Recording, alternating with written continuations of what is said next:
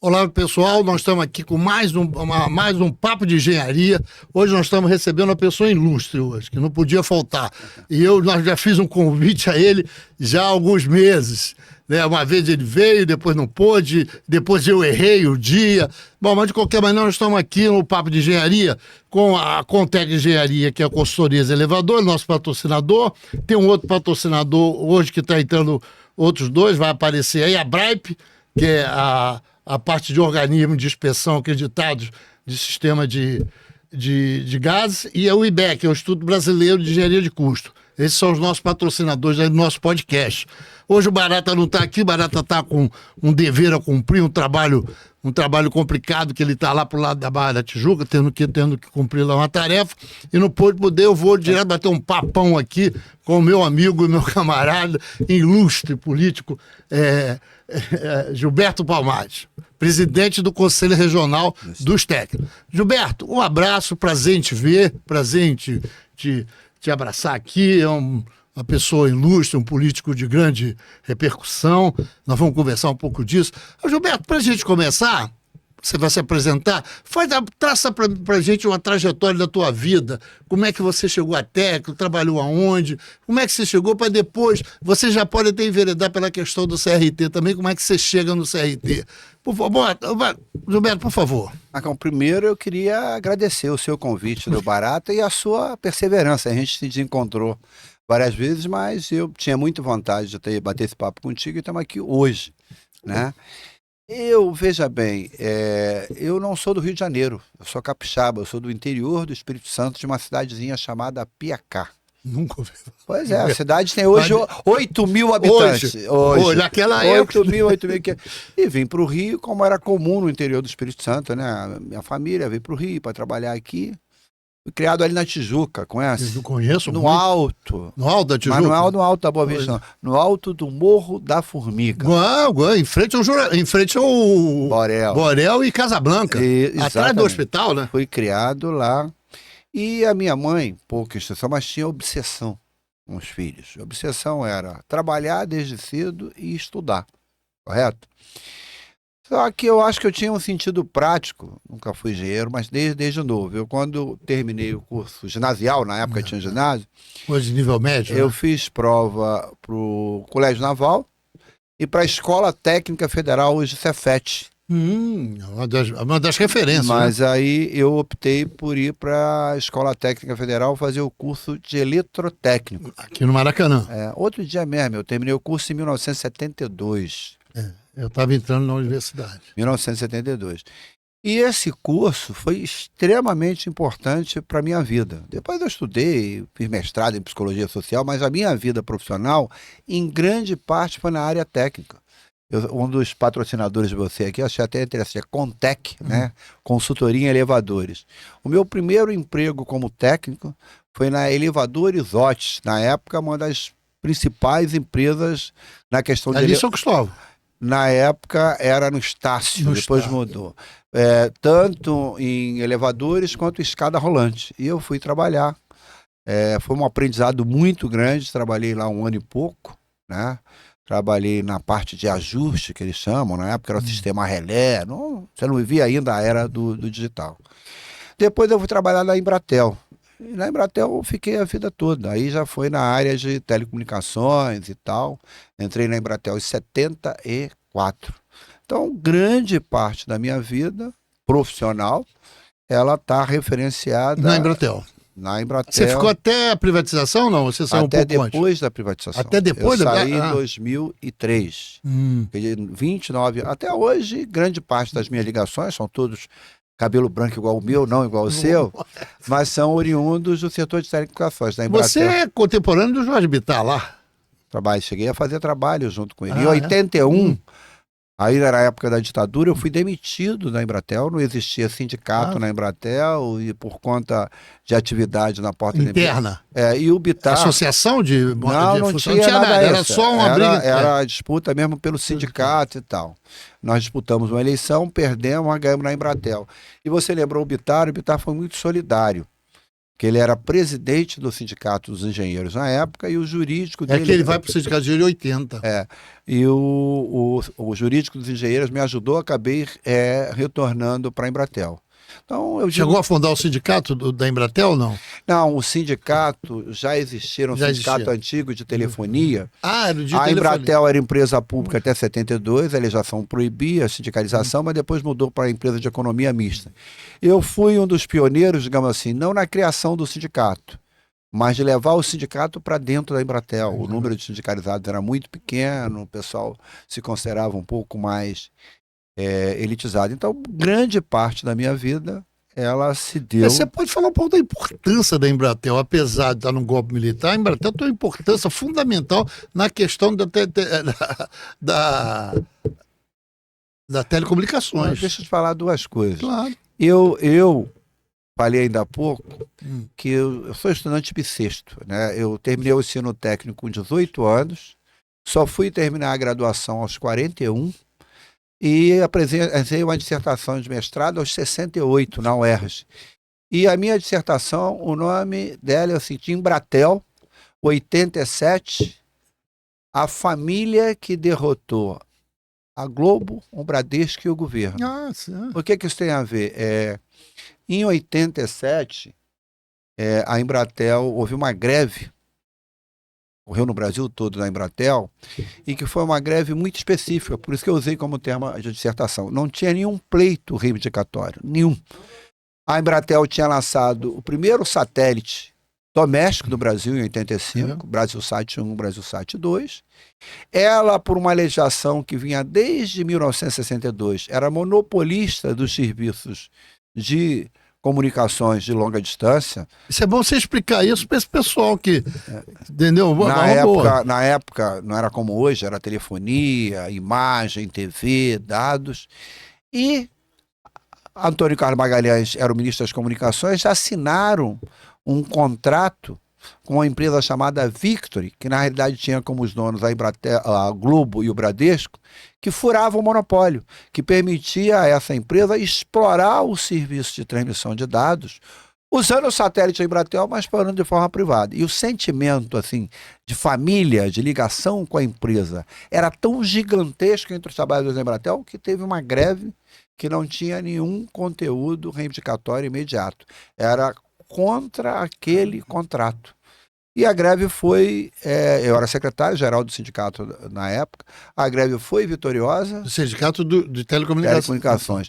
A empresa teve que recuar, o contrato foi rasgado e naquele momento o monopólio foi mantido, embora na esquina o Antônio Carlos Magalhães tenha nos pés. Em plena ditadura, nós estamos aí, 82, 83, ainda na ditadura.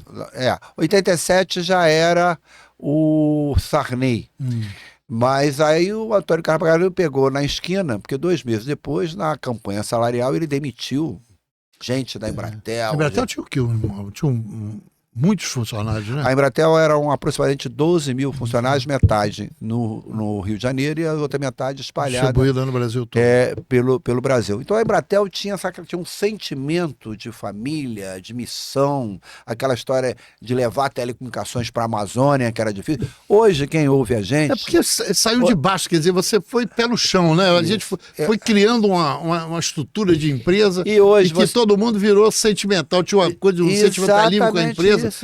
É exatamente que isso. É isso. Por isso que eu usei a expressão família. Família. Porque em plena pandemia eu entrevistei 84 pessoas, 11 delas presencialmente, que tinham participado da greve em 87 para saber como é que ela enxergava a greve. E o espírito de família, se olha as respostas, inclusive a palavra família aparece muito. Então tinha um espírito de uma unidade muito grande e de defesa da empresa. Aliás, em grau maior ou menor, esse espírito você enxergava em muita empresa, em funcionários de muitas empresas públicas era assim, né? Você tinha um sentimentalismo pela empresa que chamava-se vestir a camisa, né? Exatamente.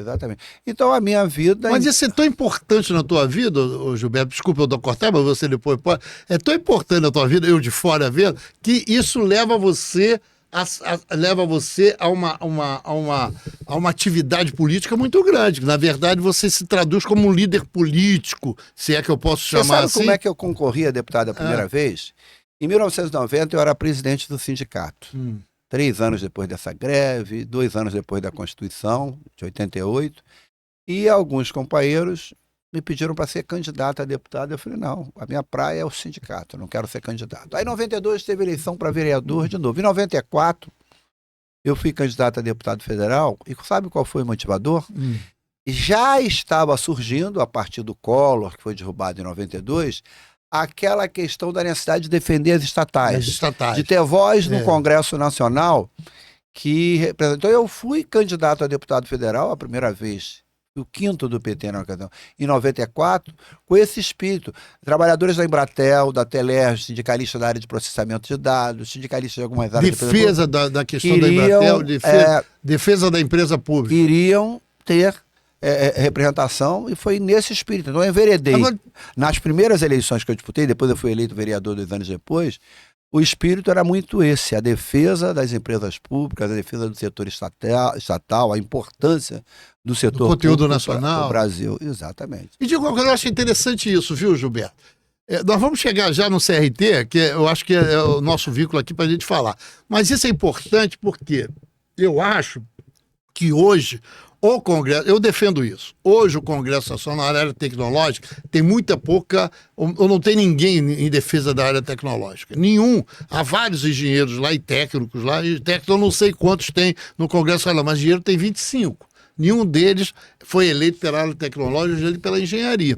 Você acha que isso é uma dificuldade lá que os técnicos têm também nessa defesa, ou você acha que precisa eleger mais gente da área tecnológica? Eu acho que falta isso. Eu tenho um sentimento mais amplo, não é saudosismo, não é coisa do passado, é coisa atual, de que é preciso retomar um certo espírito de nação. E nesse espírito de nação, a tradução concreta dele, no dia a dia, na relação à população, passa por uma série de aspectos. Passa por, inclusive, discutir,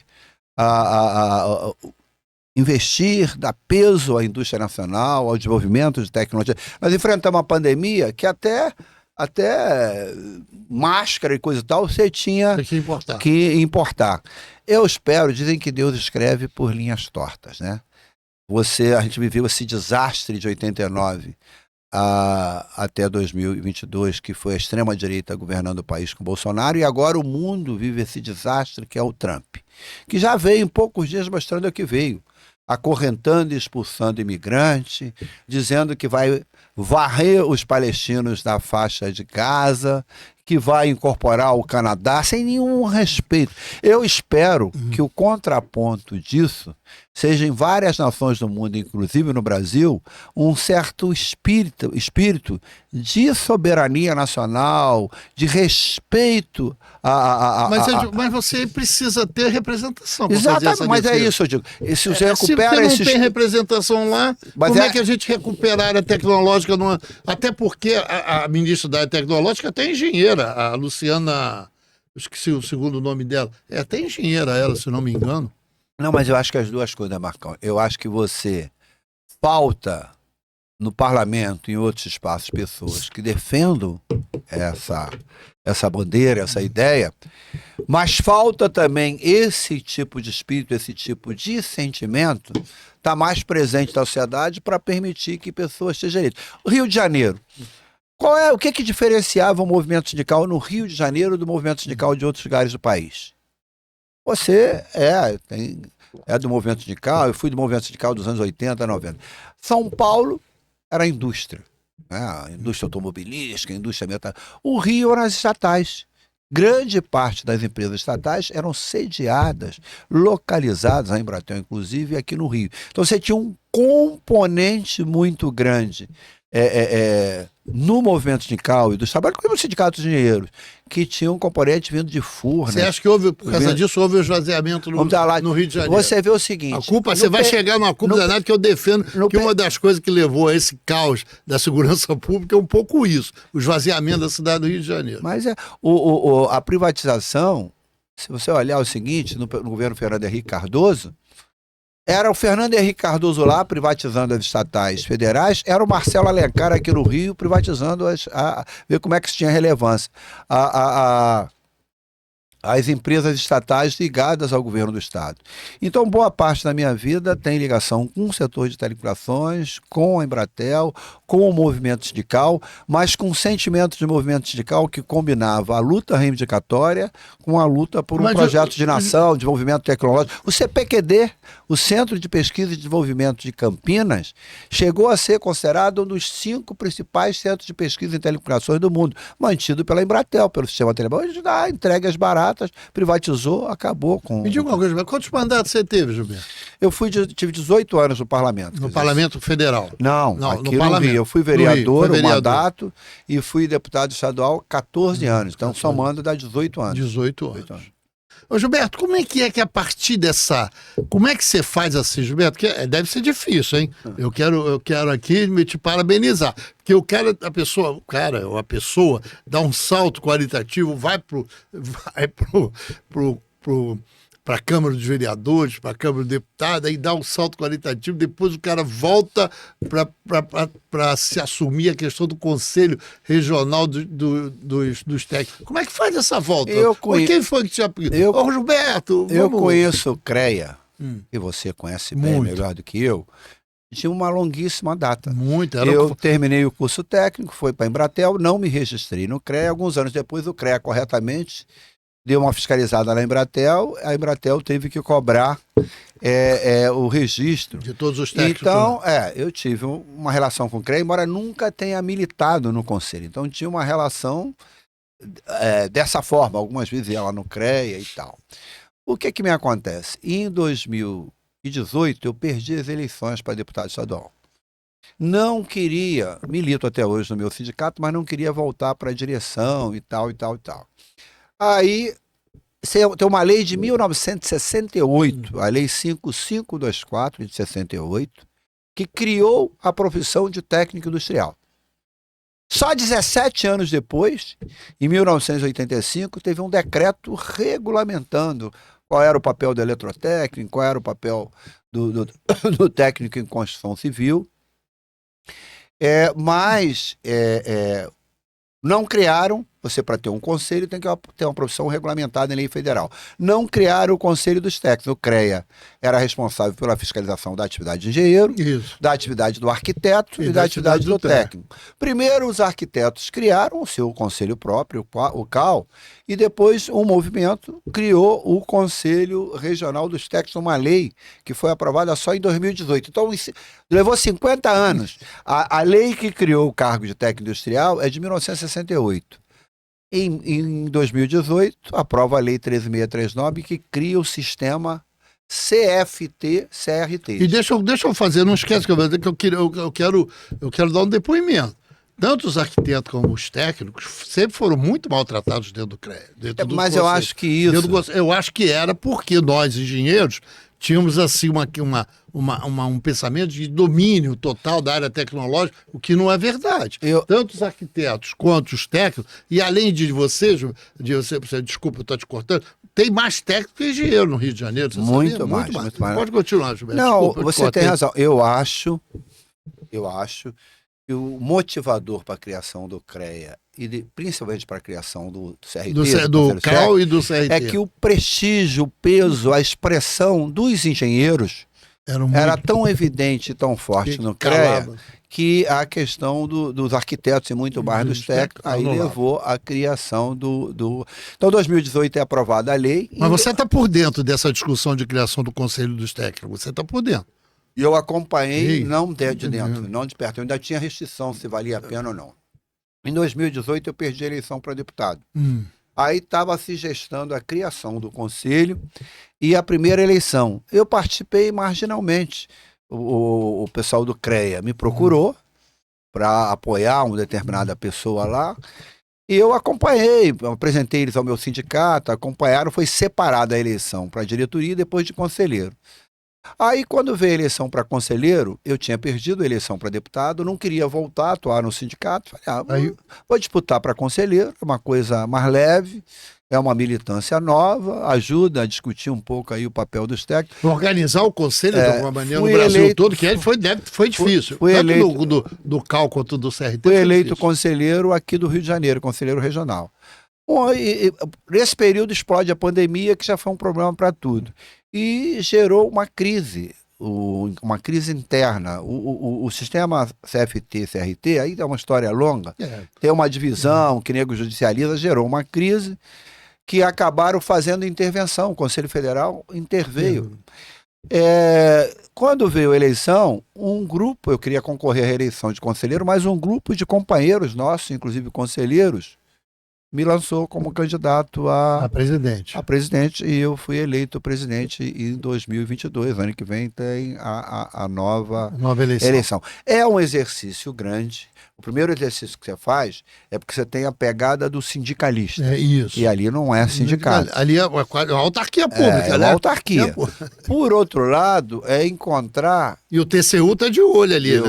Isso. Que sentido objetivo, que sentido concreto tem o conselho. Porque o cara tem uma anuidade cobrada, mas de que serve para mim? Pois é, você pode dizer. Porque o que você está fazendo lá no conselho, Gilberto, nesses últimos anos?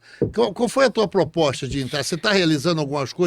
Diga aí algumas coisas que você realizou, que você pretende realizar, ainda está faltando um ano. Eu quero dizer que o Conselho Regional dos Técnicos do Rio, nos últimos 2 anos, foi o conselho que registrou no Brasil o maior número de técnicos.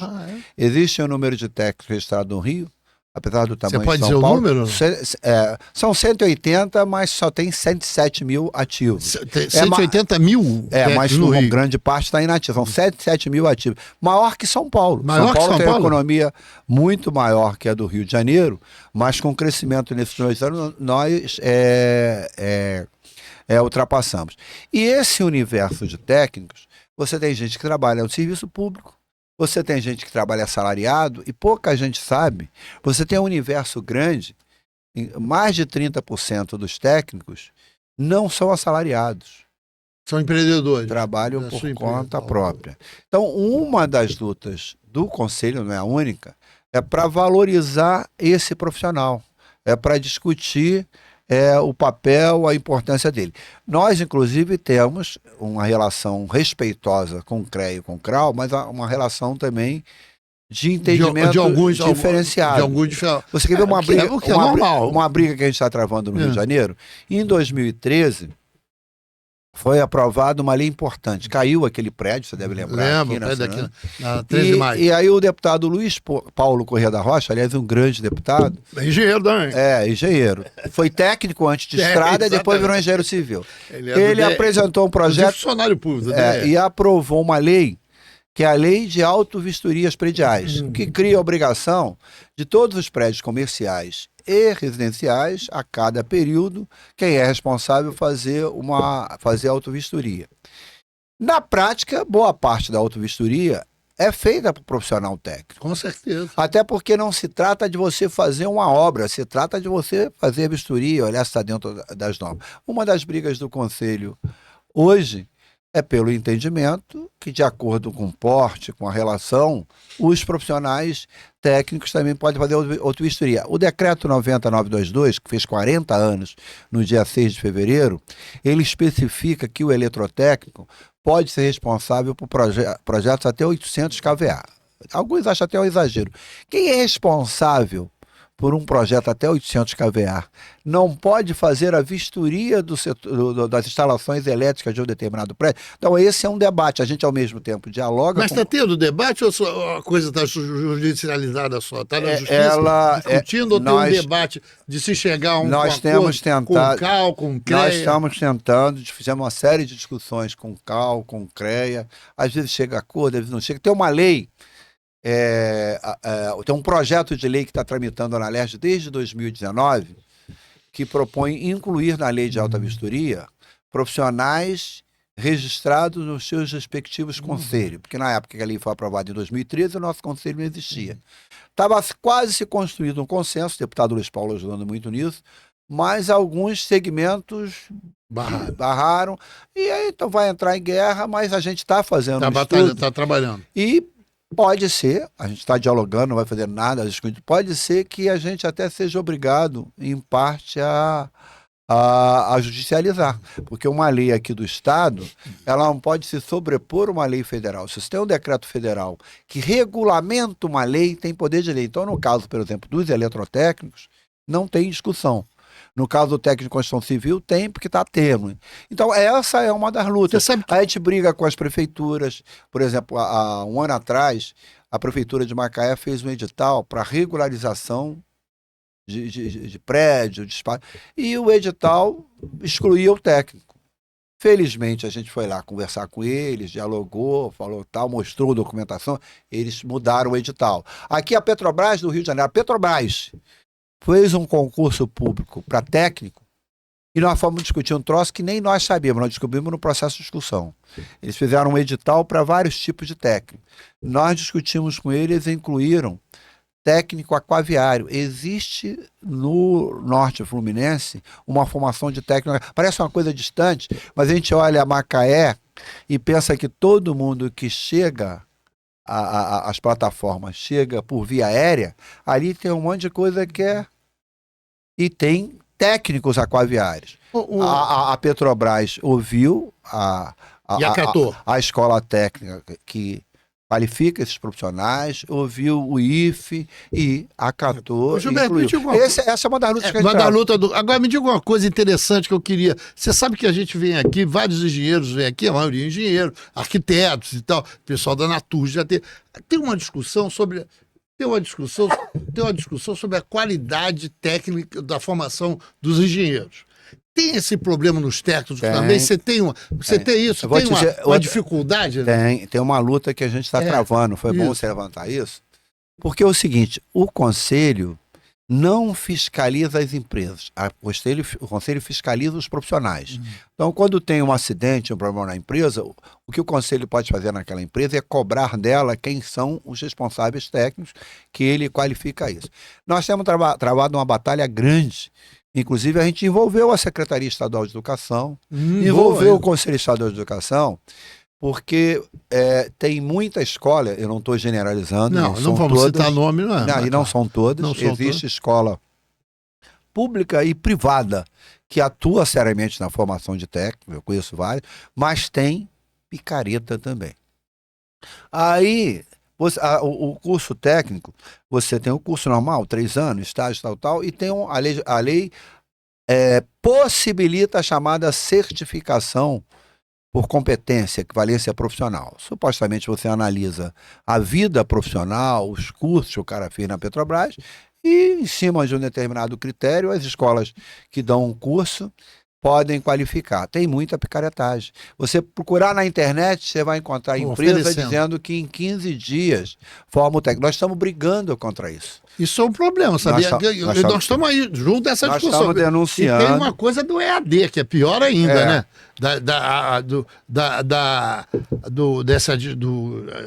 Ensino à distância, que é mais complicado para os técnicos. Então, isso desqualifica e descaracteriza. Mas essa é uma das brigas. Nós já pegamos escola. Porque o que acontecia no Conselho que era errado? Tinha uma denúncia... Como é a autarquia federal, o cara mandava para a Polícia Federal. Então o profissional às vezes nem sabia que estava sendo denunciado. Já estava na polícia. Já estava. Às vezes o cara até de boa fé entrou no conto vigário. Nós mudamos isso. Nós falamos assim, não.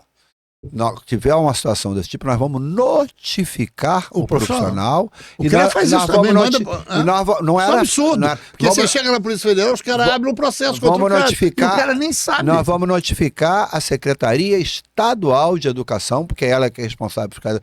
E isso funcionou em parte. Nós começamos a descobrir escolas que pela própria Secretaria Estadual de Educação não estava aviso, o cara formava o cara em técnico mecânica e ela não estava habilitada legalmente para formar o técnico mecânico. Às vezes a escola tinha interrompido o funcionamento e estava dando o certificado. Então essa não é uma briga fácil. Você enfrenta figuras bem estabelecidas, bem situadas, escolas com poderio, tem interesses envolvidos, mas essa é uma das lutas que a gente está travando. Um outro trabalho... que quase que você volta para o sindicalismo, né? Quando vai para o conselho, vai criar um conselho novo, aí volta quase que é uma defesa. Mas tem interseção. Tem interseção. Então acho que a interseção pela luta. Outro trabalho que a gente faz é o seguinte, Eu sou da época, quando eu fiz curso técnico na antiga Escola Técnica Federal, existiam lá 6 cursos únicos. Não sei se eu vou lembrar. Não era mecânica, era máquinas e motores, eletrônica, eletrotécnica, foi que eu fiz, meteorologia, edificações e estradas. Eram 6 cursos que existiam. Só que isso foi há 50 e tantos anos. De lá para cá mudou. Hoje você tem técnico em mecatrônica, você tem técnico em eletromecânica. Então, uma das... técnico de hospitais também, técnico de hospitais, desses aparelhos novos de nova tecnologia, digitais. Você sabe disso. Na área de engenharia também. Você tem hoje modalidade de engenheiro. Então, uma das funções do Conselho é provocar o Conselho Federal, provocar de forma qualificada, né? De forma qualificada, em interação com a escola, e fazer com que seja regulamentada novas situações de técnico. Vou te dizer um caso concreto. Aqui no Rio de Janeiro, existe uma escola muito antiga. Você deve ter ouvido falar que você é veterano. Escola Silva Freire, que era ligado à rede ferroviária, que tinha um papel importante, ela agora é em Deodoro. Ela tem qualificado muita gente, até porque está originado no trabalho sob trilho, informação hoje para pessoal que trabalha no transporte sob trilho, tanto ferrovia quanto metrô, que aí mistura conhecimento da área de elétrica e de mecânica. E esse técnico metroferroviário não era regulamentado, agora é. Foi um trabalho assim exaustivo, a gente interagiu com a escola provou a existência, provou a necessidade, mostrou as disciplinas, mostrou a carga horária, mostrou que já tinha quantas turmas formadas e tal. A gente formatou um processo, levou o Conselho Federal, eles discutiram. Vocês têm alguma discussão com o MEC? Não, né? Para aí seria federal, né, Gilberto? Aí já mas tem. Mas você tem aqui no Rio? Tem, porque o MEC é que, por incrível que pareça, é que, digamos assim, eu não sei se é o termo adequado, o MEC é que as escolas do Estado é o Estado, mas tem escolas que o credenciamento delas para atuar, inclusive na área técnica, é o MEC, e o MEC é que cria essa ideia. Já nós estamos brigando com o MEC, porque essa picaretagem da certificação de competência é porque tem uma zona mal esclarecida, cinzenta. Então nós estamos travando 2 brigas. Uma para que ele regulamente, com mais clareza, não é justo simplesmente acabar, porque existem situações sérias. E aqui no Rio, nós estamos brigando porque a rede Faetec, que você conhece, falei da Silva Freire, Ferreira Viana, Visconde de Mauá, escolas importantes, ela fazia certificação por competência até 2010. Como isso dá trabalho, ela parou de fazer. Então, o que abre espaço para a picaretagem é que o setor público não está cumprindo um papel que é dele. Eu repito aqui, eu não estou dizendo que as escolas privadas estejam fadadas a ficar picaretagem. Eu tenho convivido com escolas privadas que agem seriamente. Eu estou dizendo, há uma parcela, infelizmente, que não atua. Mas a gente está brigando porque nós achamos que o governo do Estado, que é responsável pela rede Faetec, a partir de 2010, ele tinha regulamentado tudo isso. Ele fugiu à sua responsabilidade, entendeu? Porque ele tinha um setor que fazia... Tem problema com EAD, pô? Na área de técnico? Tem. Você tem trabalhado nisso?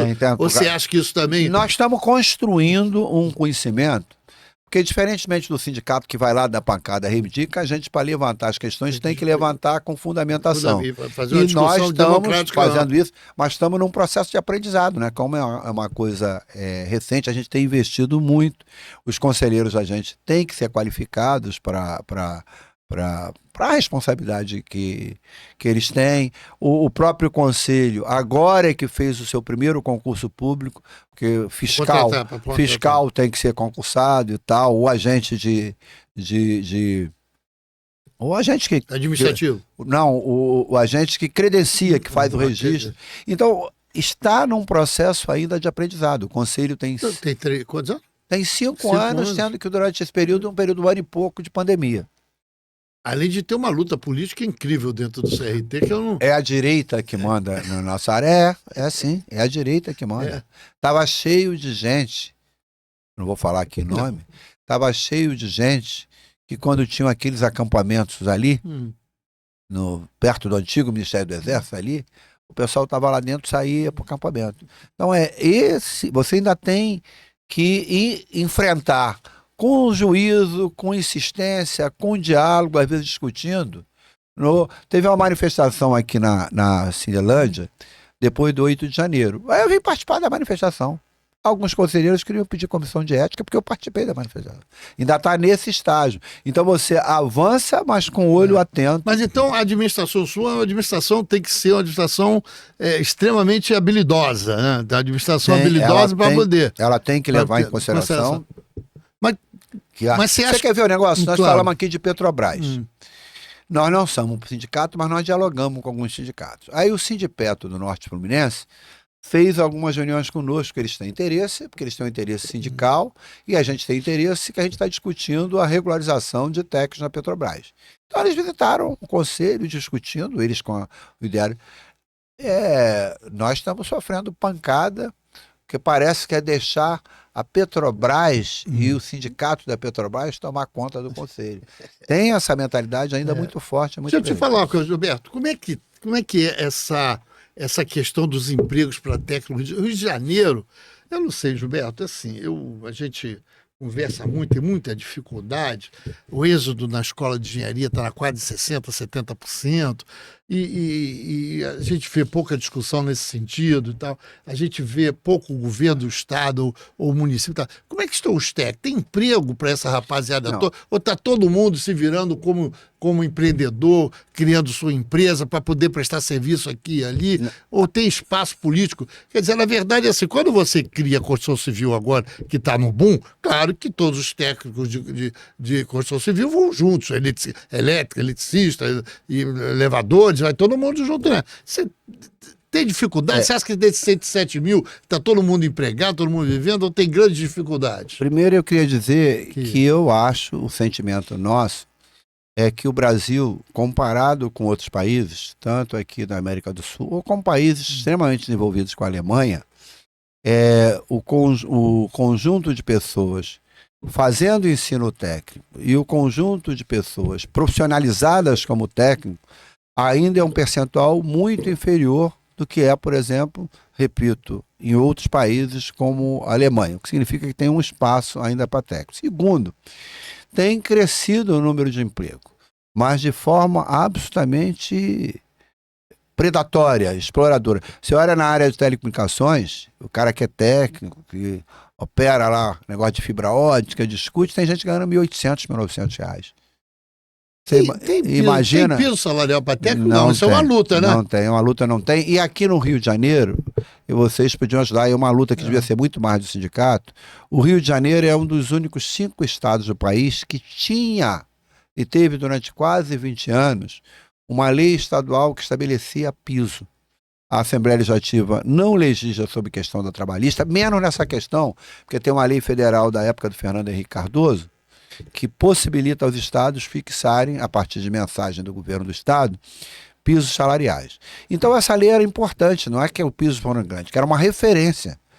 O que aconteceu? Em 2018, sempre teve uma pressão muito de alguns setores empresariais contra, porque eles tinham que cumprir o piso. E em 2018 eles foram ao Supremo, por causa de um detalhe, uma outra questão, bloquearam um item da lei e aí bloquearam a lei. Então paralisou de 2019. E essa era uma luta que o movimento sindical, os conselhos profissionais deviam retomar. Porque os pisos salariais, mesmo não altos, se o pessoal corrigisse o piso, eu não me lembro agora o valor, mas eu sei disso, de técnico, que vigia em 2018 e corrigisse pelo índice da inflação agora, ele seria 3.200, 100.000, é baixo, mas você tem uma gama enorme de técnico ganhando 1.800, 1.900. Essa é rede de técnico. Você esqueceu, sabe, do técnico de segurança do trabalho, que tem muito agora, né? Então... Tem algumas áreas... me lembrei agora. Eu não sei por que a gente não aferiu, a gente está discutindo o nosso relatório que faz todo ano, de quantas TRTs foram preenchidas, quantos técnicos. O número de técnicos maior sempre foi de eletrotécnica. Agora, de mecânica... Tem crescido aquilo muito. Tem que, a gente tem que enxergar com um pouco mais de nitidez o porquê. Né? Reduziu de técnico em edificações, Tem gente que está dizendo que é muita gente que acabou se formando em engenharia civil, o cara não vai manter do registro. Essa é a ideia, a gente está pesquisando. Agora, subiu muito registro de técnica e mecânica. Não vi nenhuma explosão na indústria mecânica do Rio de Janeiro. Mas tem alguma razão que a gente... Eu acho que tem uma coisa que lá pro lado de Resende. Hein? Resende é um polo industrial forte da área automotiva. Deve ter uma mão de obra de técnico. A gente vai ter que pesquisar, entendeu? Os registros, ver por cidade, porque pela primeira vez o número de técnico e mecânica superou o número de eletrotécnico. Os de construção civil tá bombando, né? Eles estão com emprego. Ô, Gilberto, me diga uma coisa, e treinamento? Como é que é? O CRT está preocupado com isso? Tem alguma preocupação nisso? Tem feito alguma coisa? Muito, claro que eu sei, mas eu estou te provocando. Eu vou voltar ao tema da autovistoria. Claro. O que a gente propôs, e eu quero recolocar isso aqui publicamente ao CREA e ao CAL, é que ao invés de estar brigando para ver quem faz a autovistoria, era a gente ter ações que qualificassem mais quem fosse fazer a autovistoria. Então a discussão que a gente tentou construir com o CREA e com o CAL é de produzir, com os conselhos inclusive financiando, uma certificação em vistoria.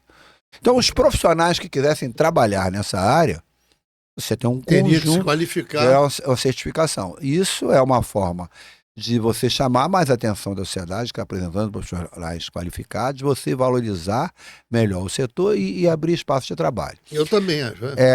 A gente tem uma briga que ainda está muito embrionária, porque até algum tempo atrás o Tribunal de Contas da União criava restrição, agora que ele alterou, a que recursos do Conselho fossem aplicados diretamente em ações de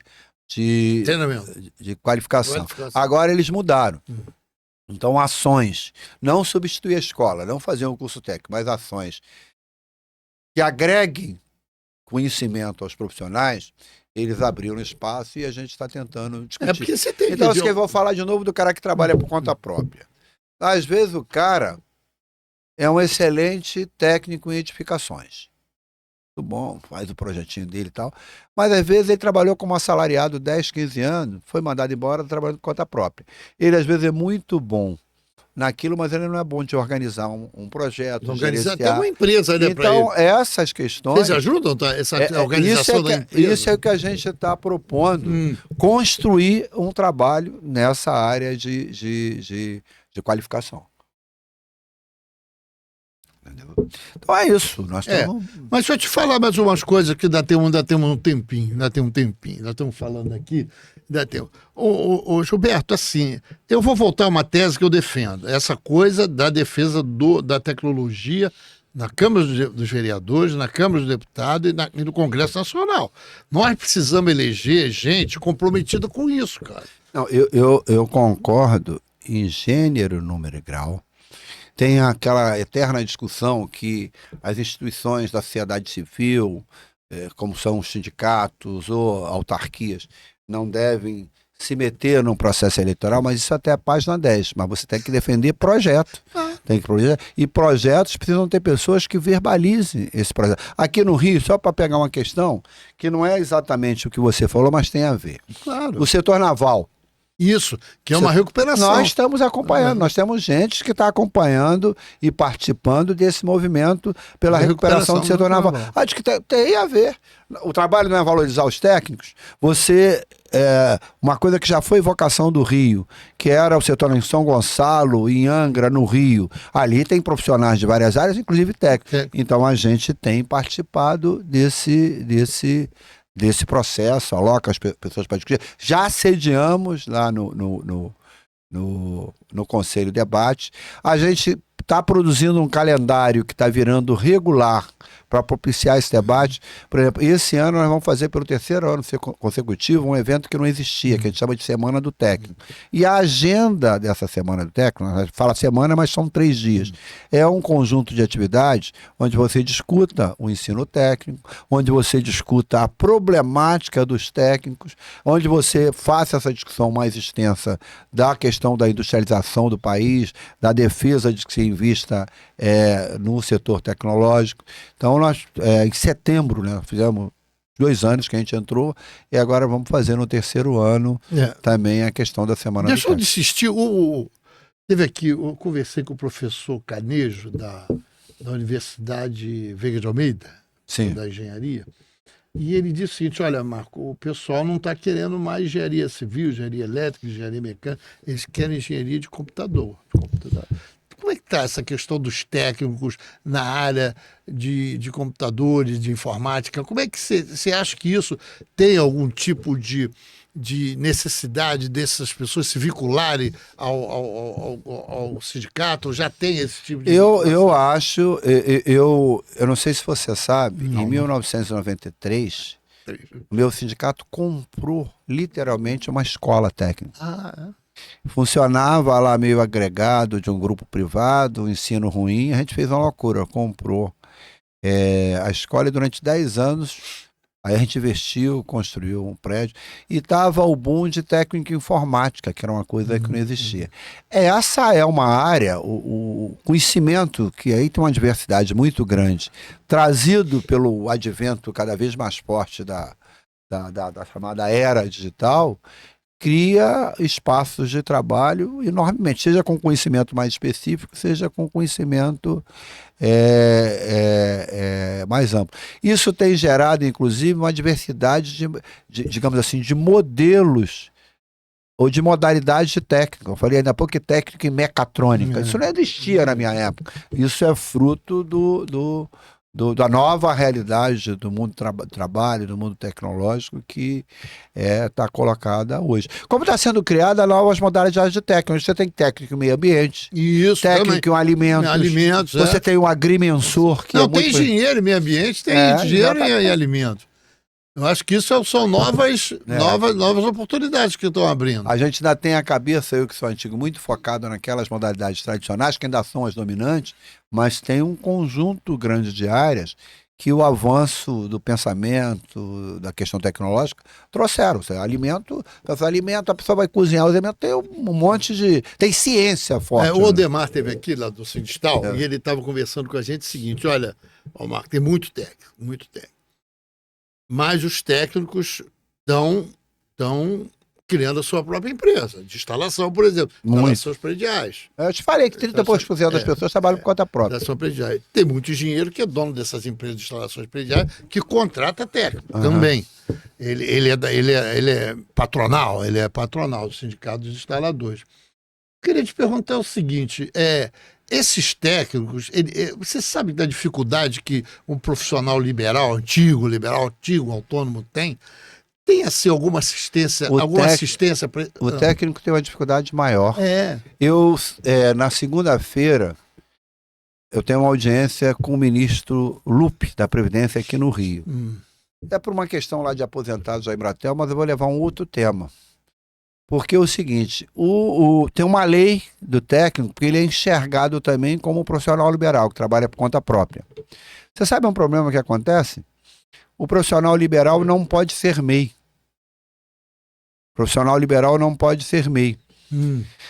Tem até uma lógica que o pressuposto do profissional liberal clássico é o advogado, é o engenheiro, é o médico. Por mais mal estabelecido que seja um profissional desse tipo, se um médico tem um consultório, se um engenheiro tem lá uma empresa, coisa e tal, o rendimento dele ao longo do ano é de pelo menos uma microempresa, supera o do MEI. O do técnico não. Você tem muito técnico que trabalha por conta própria, que grama para receber 3.000, 3.500 por mês. Aí o que acontece?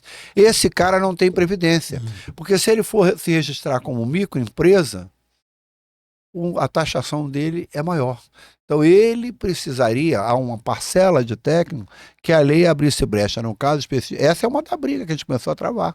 Você não tem eu não defendo, eu não estou fazendo campanha... Mas você abre brecha e reforça a minha tese que você precisa de gente representando os técnicos na Câmara Federal para poder estabelecer essas discussões. Que tenha sensibilidade, que tenha conhecimento, que tenha informação, com certeza. Entendeu? Para poder ter uma luta, né? Senão essa luta não leva para frente. Você vê que o pessoal... Engraçado. Eu estava conversando com a minha filha, não tem nada coisa a ver com a outra, mas já nós estamos aqui conversando, e aí essa questão dos caras que os alimentos estão muito caros. Aí, Estão mesmo. Eu falei, ué, mas o governo federal não planta nada. O governo federal, o objetivo do governo federal é incentivar a agricultura. Ele não planta banana, não planta mamão, não planta feijão. Quem planta isso são o pessoal do agronegócio. E se tá caro, tá bom. Mas você não acha, não? Que a minha filha, pois é, não tinha. Eu acho que a lógica agora econômica... não, porque vai entrar, agora vem a discussão, não, vai entrar uma entre-safra e aí vamos se estabilizar tudo. Quer dizer, é porque a lógica econômica neoliberal que domina, ela é cruel. Então você produz muita carne. Pois o Brasil tem o maior. A carne está cara. Mas é porque no mercado internacional está muito mais lucrativo. Então eu produzo aqui um monte de carne, mas eu não vou vender para você, não vou vender para ela, eu vou exportar. Essa é a lógica. Você produz muito café. Então é uma lógica, não é? E aí o governo pode fazer algumas ações para minimizar isso, mas precisaria de algumas mudanças de natureza mais estrutural. Dentro da agricultura. Porque, na verdade, nós temos a terceira maior, a sexta, a sétima, a oitava economia do mundo, produzimos na agricultura muito alto, temos gado leiteiro e gado de corte a rodo. Não, o Brasil é o maior produtor de carne do mundo, não é? Eu acho que é. E, no entanto, nós temos aqui um problema. Aí o cara fala assim, não, mas tá caro, sim. Não, do governo, mas o governo não planta nada, campeão. O agronegócio é monocultor, o agronegócio opera com a visão para fora, e é essa a lógica. Né? Por que o agronegócio odeia qualquer governo minimamente mais progressista? Porque ele está super instalado, não quer perder. Bom, vamos voltar aqui, eu acabei que puxei isso, mas... Ô, Gilberto, nós estamos faltando agora, está faltando uns 8, 9 minutos aqui, e eu queria te dizer o seguinte, que você dissesse quais devem ser futuro. Eu sei que nós não temos bola de cristal, nós não vamos aqui, mas qual o futuro que você acha que tem dentro do CRT, do sistema CFT, para produzir mais coisas daqui? Tem uma eleição do ano que vem, 2026, você acha que tá consolidando esse sistema tende a produzir, tende a crescer? O que é que precisa mais fazer dentro do sistema? Primeiro, eu acho que o ano que vem, eu não estou misturando as coisas não, porque as coisas são misturadas mesmo. Felizmente no Brasil, você de 4 em 4 anos tem eleições quase que gerais. Tem eleição. E o ano que vem você vai estar rediscutindo no Brasil qual é o projeto que quer o Brasil. E eu gostei de você ter repetido sistematicamente a pergunta de qual é a preocupação com o desenvolvimento tecnológico e tal. Eu acho que quem quer pensar os conselhos profissionais com um papel que eles deveriam ou devem ter, de valorizar os profissionais que ele fiscaliza, que ele representa, tem que discutir o país, não pode fazer a discussão só para dentro. Então, se você não desenvolve tecnologia, se você não investe na indústria e coisa e tal, onde é que você vai ter espaço para valorizar os técnicos, para valorizar os engenheiros? Também. Então, primeiro... Só que a conversa hoje é sobre os técnicos, mas eu estou representando a engenharia eu aqui. acho que em cima da experiência concreta do dia a dia, em cima da realidade de enxergar que mais de 30% dos técnicos registrados no Conselho Regional dos Técnicos do Rio de Janeiro trabalham por conta própria, gramam como microempreendedores, como trabalhadores autônomos, de que há outra parcela grande que é assalariado, que presta um trabalho importante para a sociedade, você tem que fazer uma discussão de que tipo de projeto de país investe nisso. Então, valorizar o ensino técnico, valorizar espaços que fortaleçam aquelas pessoas. Valorizar o ensino técnico é uma decisão do governo. O governo tem feito isso o tempo todo. Então, eu acho que além do trabalho para dentro, além do trabalho de se aproximar mais do profissional técnico, de lutar pela questão do direito à autovistoria, de lutar pelos espaços de trabalho, de lutar para que a lei federal de 68 seja respeitada, dizer que os órgãos públicos, quando eles tiverem uma função que é de natureza técnica, tem que contratar um profissional devidamente qualificado e registrado, porque está na lei. Além dessa luta, você tem a luta mais geral você vai discutir o Congresso Nacional, como você está falando, vai discutir quem vai ocupar os mandos do país, de saber quem está sintonizado com esse tipo de preocupação ou não. né? Mais do que nunca, não é patriotismo pequeno, barato, não. Mais do que nunca, a luta pela soberania nacional tem que ser recolocada por todo mundo. Eu não estou falando de partido político, não, estou falando do geral. Eu repito o que eu falei aqui no início, está aí o Trump, que fala em anexar um país, que qualquer coisinha te ameaça, vão aumentar a tua tarifa em 10, 15%, que vão anexar tal lugar. Então, mais do que nunca, a gente tem que dizer, o Brasil tem que ser para os brasileiros e brasileiras. Brasil para o brasileiro e brasileiro não pode ser só discurso. Tem que ter um projeto que permita que as pessoas... Deixa eu te falar, tem duas coisas que eu vou, para terminar, queria saber a sua opinião. A primeira é que tem uma lei federal sobre auto-vistoria predial. Auto-vistoria predial. Que é do engenheiro Marcelo Crivella, sobre auto-vistoria predial. Não sei se você já tomou conhecimento. Ele, quando era senador, criou a lei, aprovou no Senado... E agora a lei está desde aquela época, depois ele saiu foi ministro da Dilma, se não me engano, saiu, foi ser prefeito, a lei ficou lá parada, ele saiu de prefeito, voltou para ser deputado e a lei está lá parada até hoje. É uma lei que seria interessante a nível nacional sobre a retomar uma articulação nacional sobre isso. Eu falei muito que tem a lei do estado, do município que a gente está brigando, mas tem que olhar isso que você está falando, que tem como pano de fundo uma lei nacional. E a outra coisa que eu queria que você falasse um pouquinho também é sobre a questão das inspeções. Já estava olhando agora aqui o nosso patrocinador, a Abraip, o pessoal da inspeção predial de gás, que também envolve muito técnico nisso. Não, é verdade. Essa também é uma outra briga, né?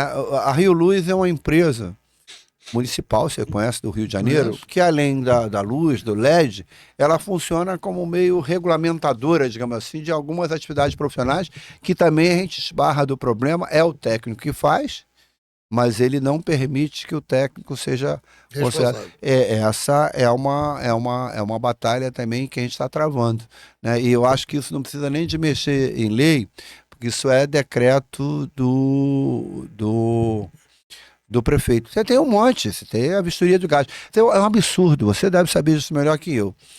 Essa discussão que a gente tem que fazer com a sociedade, que é aumentar a gama de profissionais, inclusive os técnicos, em vistoria de todo tipo, de exigir que sejam certificados, é uma necessidade para a sociedade.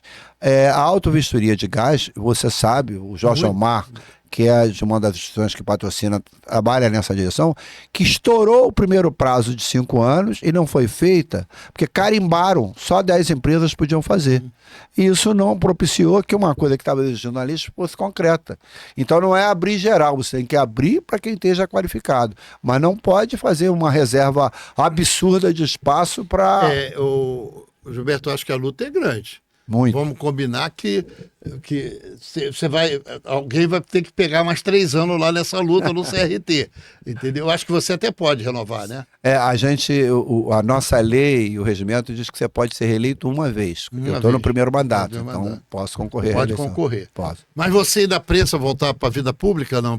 Política? Ou política você está sempre. Você é do PT, está na vida política. Mas na vida, Marcão, na vida eletiva... Eu já aprendi há muito tempo a não dizer dessa água eu não beberei, não afirmar, porque depois você muda de opinião.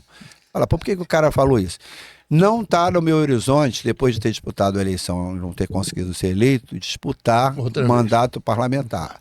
Mas não vou dizer com certeza que isso nunca vai ocorrer. Eu estou focado no ano que vem em 2 coisas. Na eleição do CRT, porque depois desse esforço todo de vários anos, a gente não quer... Você quer dar sequência ao trabalho. Vocês querem dar sequência a esse trabalho. E a outra questão que eu estou focado, aí como cidadão, como técnico, como trabalhador, como aposentado, é no embate o ano que vem, que vai ser barra pesada. É um embate político. Eu acho que, como você mesmo fomentou aqui várias vezes, as coisas são articuladas, né? O tipo de projeto que estiver em curso no país fortalece ou desfavorece um tipo de atuação na área de engenharia, na área dos técnicos. Então, o meu foco, que eu estou pensando hoje, fevereiro de 2025 até o final de 2026 é batalhar para consolidar as ideias, os projetos. Nós criamos um projeto chamado CRT Itinerante, que está indo a todas as escolas conversar, as empresas. Teve lá na INB em Resende, está tendo lá em Angra dos Reis, consolidar esse projeto. Criamos um projeto chamado CRT Escola, que está indo nas escolas. Criamos um livro junto com o CRT de São Paulo, com todas o instrumental e a lei relacionada até que vários professores estão utilizando. Então é tentar segmentar. Inauguramos o escritório de Macaé, porque Macaé é a segunda região com o maior número de técnicos registrados. Então o foco em que eu estou envolvido com outros companheiros é fazer com que o CRT, o ano que vem, continue na trilha que tem estado nos últimos 2, 3 anos. E ajudar como cidadão na discussão mais geral do país. Na discussão política. Exatamente. Até porque temos uma ajudar discussão... na tua preocupação aí, que quero me somar, você insistiu, e não à toa várias vezes, que é preciso ter no Congresso Nacional pessoas com lugar de fala da questão tecnológica, ajudar nessa questão. Quem tem mais responsabilidade nisso é quem está na frente desse ou daquele conselho. É por isso que eu acho, eu vou finalizar, porque senão o pessoal vai finalizar, vou pedir para você dar a sua finalização, dizendo assim, olha, eu acho que as pessoas que se dedicam a uma atividade política, na área sindical, na área de conselhos, na área de qualquer coisa de associações, eles são obrigados a fazerem um teste eleitoral para saber se de fato eles têm, porque na verdade esses são as pessoas que interessam dentro do plenário da Câmara dos Vereadores, da Câmara dos Deputados, no Congresso Nacional. Não, e é um fato, você precisa ter no Congresso Nacional pessoas que têm um histórico, que têm uma vivência, que têm acumulado experiência em diversas áreas.